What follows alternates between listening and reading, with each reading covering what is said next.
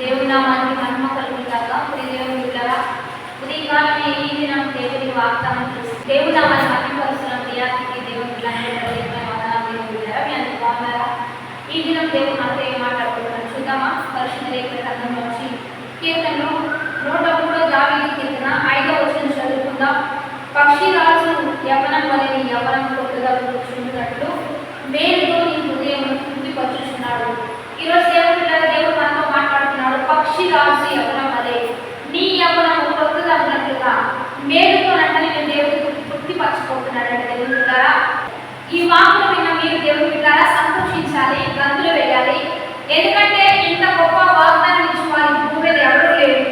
ఎందుకంటే దేవుడు ఒక వ్యక్తిని ప్రోత్సహిస్తాడు, బలపరుస్తాడు, ధైర్యపరుస్తాడు. ఆ వ్యక్తికి మంచి భవిష్యత్తు ఇచ్చి పడిపోయిన వారిని ముద్రింపు చేయవాడు దేవాది దేవుడే. నలిగిపోయిన వారిని లేవనెత్తివాడు దేవాది దేవుడే.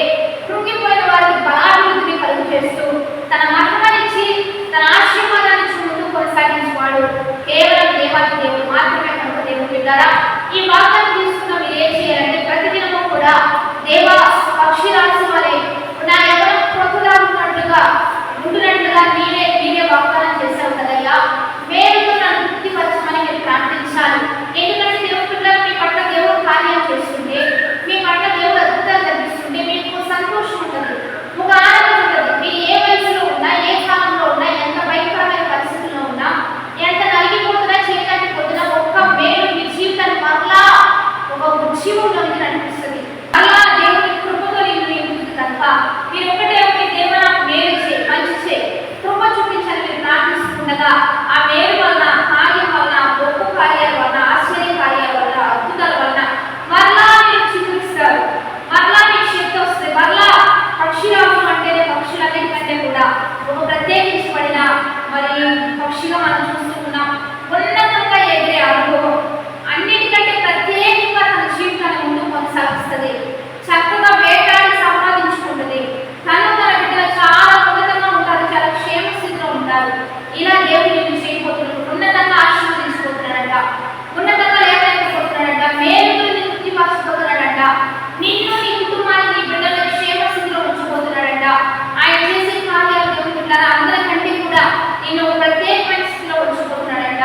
ప్రత్యేకమైన స్థాయిలో నిన్ను హెచ్చించబోతూ ఉండగా దేవుడే నీకు మేలు చేస్తానని చెప్తూ ఉండగా దేనిని బట్టి భయపడొద్దు, ధైర్యపడొద్దు, ప్రార్థించండి. పరిశుద్ధ మహోన్నతుల గొప్ప దేవా, ఈ దినం మీరు మాతో మాట్లాడే ప్రతి ఒక్క వాక్కును బట్టి నీకు మహిమ. ఎంతమందితో మీరు మాట్లాడుతున్నారు? మేలుతో తృప్తిపరచండి, మంచి చేయ, ప్రతి దినము కార్యాలు చేయండి, ప్రతి దినము అద్భుతాలు చేయండి. వారి జీవితం దినదినం దినాభివృద్ధిలో నడిపించబడాలి, చిగురించబడాలి, గొప్ప కార్యాలు వారి జీవితంలో జరిగించబడాలి.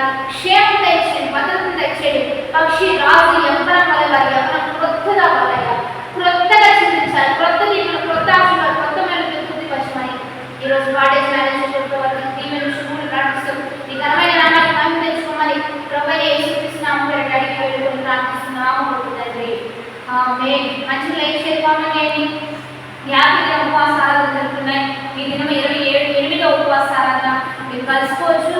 లైవ్ ఇస్తున్న పాస్టర్ పుష్ప యూట్యూబ్ ఛానల్ ద్వారా కలుసుకొని దైవికంగా దీవించబడతాం. హ్యాపీ